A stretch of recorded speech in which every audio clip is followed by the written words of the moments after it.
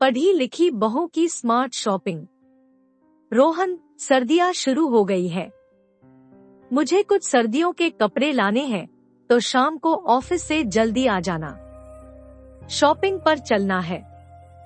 वृंदा ने ऑफिस जाते हुए रोहन को टोका। क्या कहा फिर शॉपिंग अभी दिवाली पर तो तुमने कितनी शॉपिंग की थी, उसका क्या? रोहन की आवाज थोड़ी तेज हो गई। लेकिन रोहन, वो शॉपिंग तो त्योहारों के लिए थी। तब वूलन कपड़े थोड़े ही ना खरीदे थे। अब सर्दियां आ गई हैं, तो अब वूलन कपड़ों की शॉपिंग करनी है। वृंदा ने रोहन को समझाया। तो उस समय वूलन ही लेना चाहिए था ना, बार बार शॉपिंग कोई अच्छी बात नहीं। कैसी बातें करते हो तुम भी, त्योहारों पर क्या हम वूलन पहनते? तब कौन सा ठंड पड़नी शुरू हो गई थी, और फिर वूलन में फोटो भी अच्छी नहीं आती। 2 दिन बाद मेरी किट्टी भी है, उसके लिए भी मुझे नई ड्रेस चाहिए। खैर, बाकी पतियों की तरह रोहन को भी शॉपिंग पर जाने की बात माननी पड़ी। शाम को जल्दी आने का कहकर वो निकल गया। शाम को जब रोहन वृंदा को लेकर बाजार की तरफ चला तो वृंदा चिढ़ कर बोली, ये क्या रोहन, इस बार तो मॉल से शॉपिंग करा दो। हमेशा मैं ये छोटी दुकानों से ही शॉपिंग करती हूँ। हमेशा मेरी सहेलियां मुझ पर इम्प्रेशन डालती हैं। एक बार तो मुझे भी मॉल ले चलो। लेकिन वृंदा, मॉल में बहुत महंगा सामान मिलता है। मेरी पॉकेट इसके लिए तैयार नहीं है। रोहन, मैं केवल एक ही ड्रेस लूंगी, ज्यादा नहीं लूंगी पक्का। वृंदा की जिद पर रोहन ने बाइक मॉल की मोड़ दी। वहां जाकर वृंदा ने कपड़ों के प्राइस टैग देखे, ये तो बहुत महंगे हैं। तभी सेल्समैन ने बताया कि आज के लिए शोरूम में सेल लगी हुई है। 1+1 का ऑफर है और 7,000 रुपए की शॉपिंग पर एक मिक्सर ग्राइंडर फ्री है।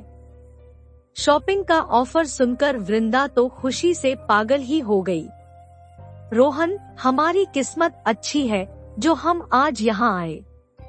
पूरे 50% का डिस्काउंट है और साथ में मिक्सर ग्राइंडर भी फ्री है, तो आज मैं तुम्हारे और बच्चों के भी कपड़े ले लेती हूँ। वृंदा, समझा करो, ये ऑफर केवल ग्राहकों को बेवकूफ बनाने और अपनी सेल बढ़ाने के लिए रखी जाती है। वो क्या इतने बेवकूफ है कि कपड़ों को उसकी आधी कीमत पर बेचेंगे? पढ़ी लिखी होकर भी तुम ऐसी बात कर रही हो। मेरी जेब का भी ख्याल रखो और मेरा बजट मत बिगाड़ो। तुम्हें अपने लिए जो एक ड्रेस ले ली है, केवल वो लो और घर चलो। लेकिन इतनी देर में वृंदा तो शॉपिंग करने जा चुकी थी। रोहन वहीं खड़ा रह गया। वृंदा की खरीदी उस ड्रेस के साथ रोहन का सोच सोच कर सिर फटे जा रहा था। वो वहीं अपना सिर पकड़कर बैठ गया। उधर वृंदा तो सबके लिए कपड़े पसंद कर रही थी और रोहन बिल की चिंता कर रहा था। आज तो क्रेडिट कार्ड की भी पूरी लिमिट खत्म हो जाएगी। ना जाने वृंदा का ये बचपना कब खत्म होगा। लेकिन वृंदा का कहना है, ना जो बीबी से करे प्यार वो शॉपिंग से कैसे करे इनकार। इसीलिए रोहन भी वृंदा को मना नहीं कर पाता था, बस सलाह देकर रह जाता था। शॉपिंग से लौटते हुए वृंदा बहुत खुश थी। एक तो सबके इतने सारे कपड़े आ गए थे और साथ में मिक्सर ग्राइंडर भी। इतनी अच्छी शॉपिंग तो मैंने कभी की ही नहीं। देखा, पढ़ी लिखी बहू की शॉपिंग कितनी स्मार्ट है। और जो मेरा बजट बिगड़ गया उसका क्या? रोहन झुंझलाकर बोला। लेकिन वृंदा चुप थी। उसने रोहन की बात पर ध्यान नहीं दिया। वो तो आज बहुत खुश थी। 2 दिन बाद ही वृंदा की किट्टी थी। उसने उस दिन मॉल से खरीदा हुआ ब्रांडेड वूलन सूट पहना और अच्छे से तैयार होकर किट्टी में गई। आज वो भी अपनी सब सहेलियों पर अपना इम्प्रेशन डालना चाहती थी। इस बार उनकी किट्टी का ड्रेस कोड भी था ग्रीन कलर वूलन ड्रेस। जैसे ही वो रेस्टोरेंट में घुसी, देखा उसकी सभी सहेलियों ने उसके जैसा ही सूट पहन रखा था। हाय, ये क्या, हम तो किसी स्कूल के स्टूडेंट जैसे लग रहे हैं। सबके सूट एक जैसे कैसे, क्या तुम लोगों ने भी मॉल से ही शॉपिंग की है? वृंदा बोली, हाँ, हम तो हमेशा ही वहीं जाते हैं और किट्टी की थीम होने की वजह से हमारे सूट एक से हो गए। लेकिन तुम तो मॉल नहीं जाती थी, हम तो सोच रहे थे कि तुम हम सबसे अलग सूट पहनी होगी तो तुम तो अलग दिखाई दोगी, लेकिन तुम भी हमारे जैसी ही। भाई वाह, इसका मतलब हम लोगों की कपड़ों के मामले में पसंद कितनी मिलती है। वृंदा की सहेली हंसी, लेकिन ऐसा कैसे हो गया, हम सब का तो साइज भी अलग है। फिर कैसे डियर, मॉल से शॉपिंग करने में यही तो समस्या है। वहाँ एक ही रंग और डिजाइन के हर साइज के कपड़े होते हैं और हमारा छोटा शहर होने के कारण हमारे शहर में एक ही मॉल है, तो हम सब उसी मॉल में गए और हरे रंग की थीम होने के कारण हम सबके एक से सूट आ गए।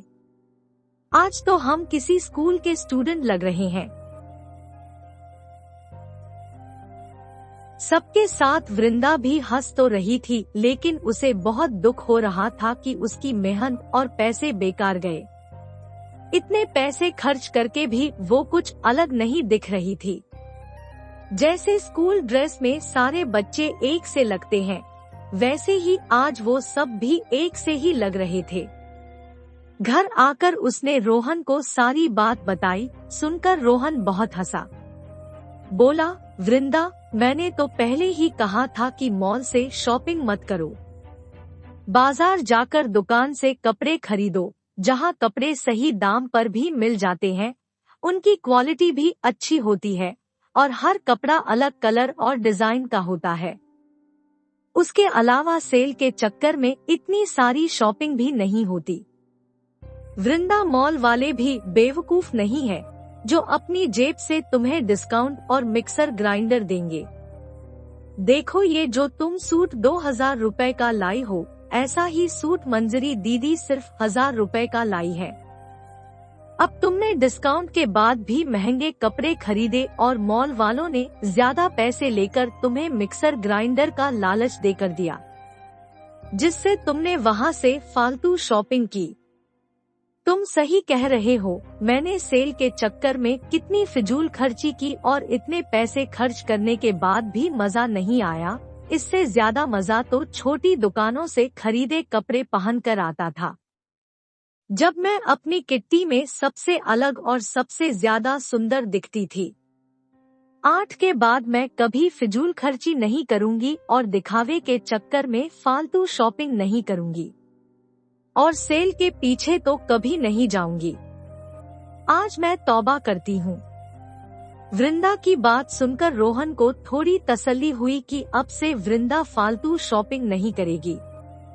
वैसे भी शॉपिंग ऐसा शौक है, जब तक खुद से कोई बात महसूस ना हो तब तक कोई भी औरत उससे तौबा नहीं करती। दोस्तों, आप सबका क्या ख्याल है? अपने विचार कमेंट में लिखिए। धन्यवाद।